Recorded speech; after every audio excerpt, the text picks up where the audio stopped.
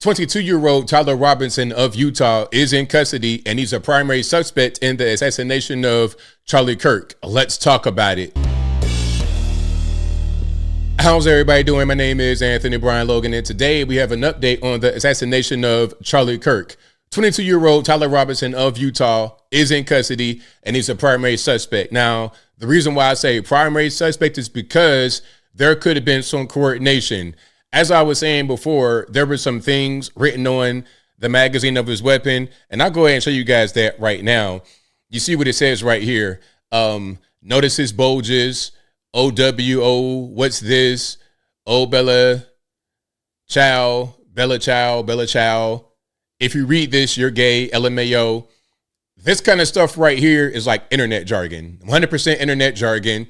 And from what I was reading, he was communicating with somebody on Discord, and that person may have provided him the weapon. Now, as far as the Discord thing, that's still to be determined. But this right here is 100% verified. I think Stephen Crowder had reported it at first, saying that there was some anti-fascist and transgender stuff on some of the magazines, the bullets or whatever. But this is exactly what it is.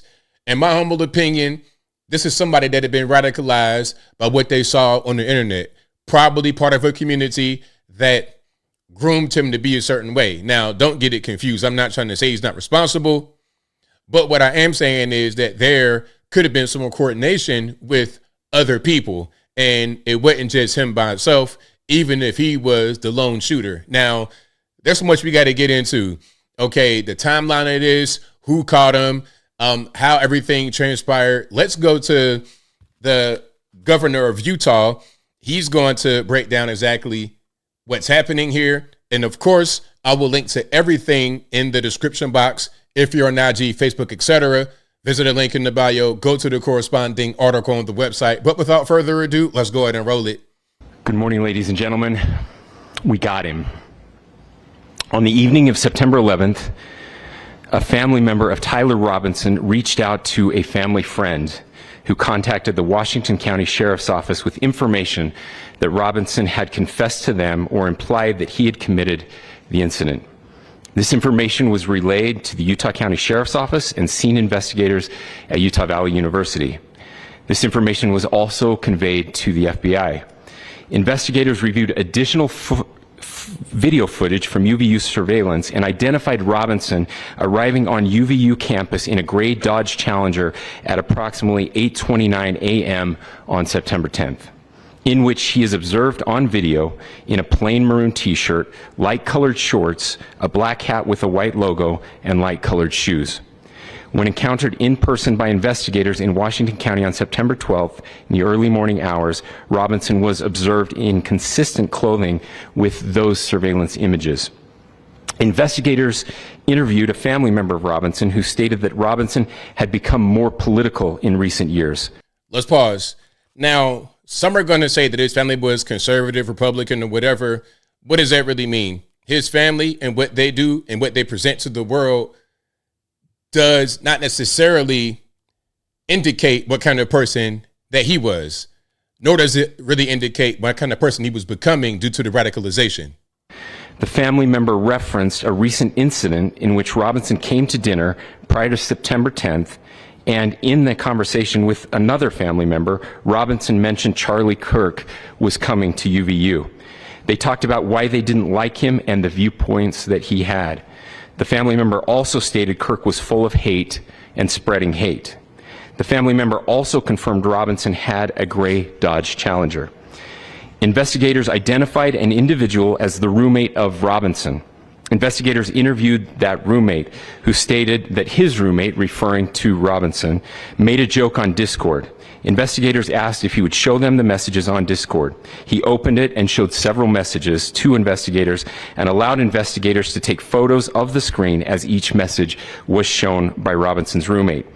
These photos consisted of various messages, including content of messages between the phone contact name Tyler with an emoji icon and Robinson's roommate's device. The content of these messages included messages affiliated with the contact Tyler, stating a need to retrieve a rifle from a drop point, leaving the rifle in a bush, messages related to visually watching the area where a rifle was left, and a message referring to having left the rifle wrapped in a towel.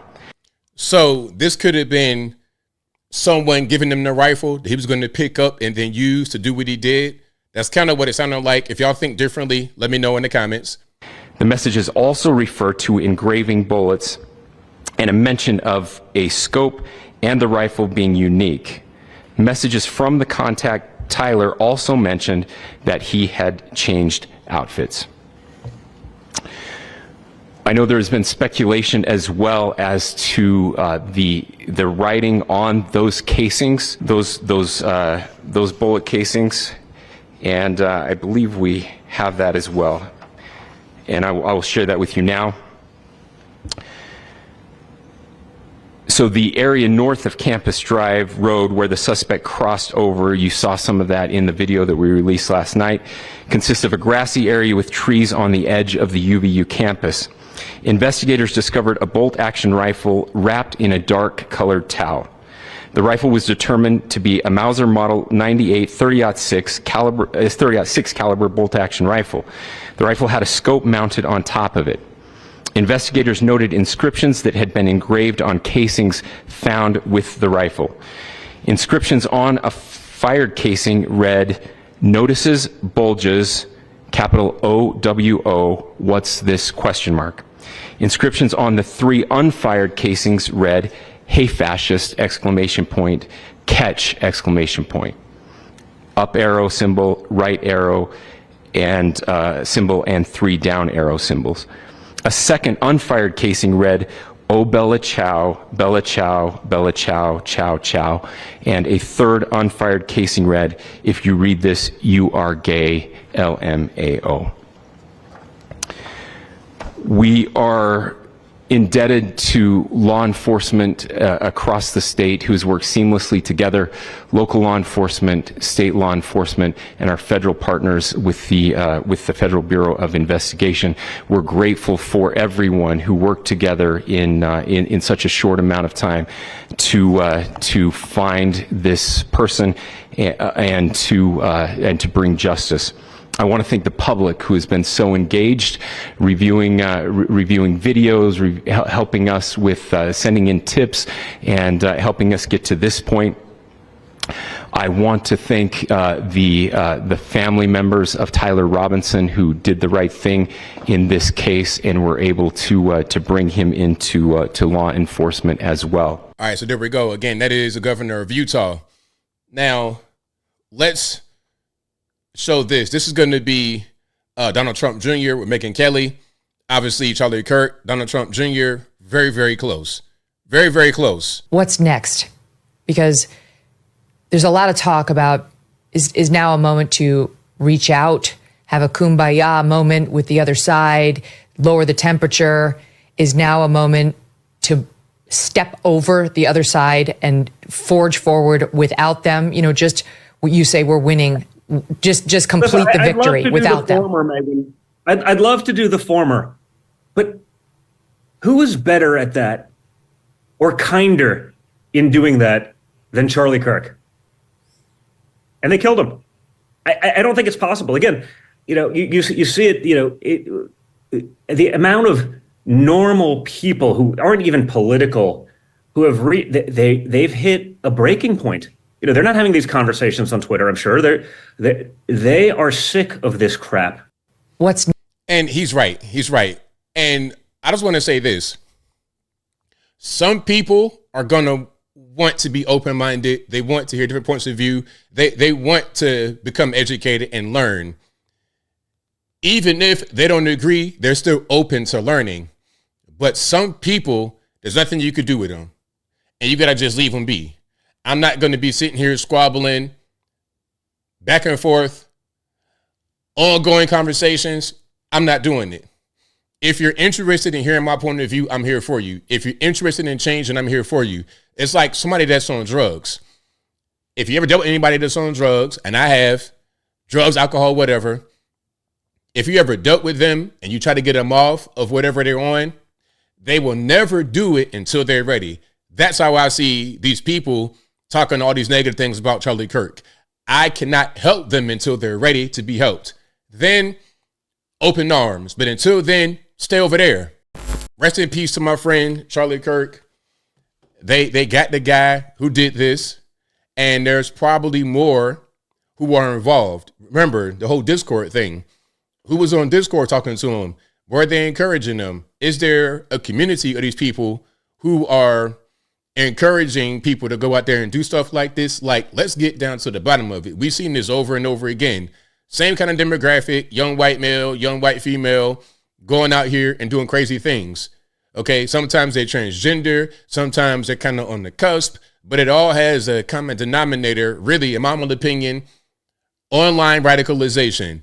We got to really get a hold on that, or else this kind of thing will continue, unfortunately. And I think I'll leave that right there for now. And what say you? What's your opinion about this situation? The 22-year-old that they caught, do you think that it's him?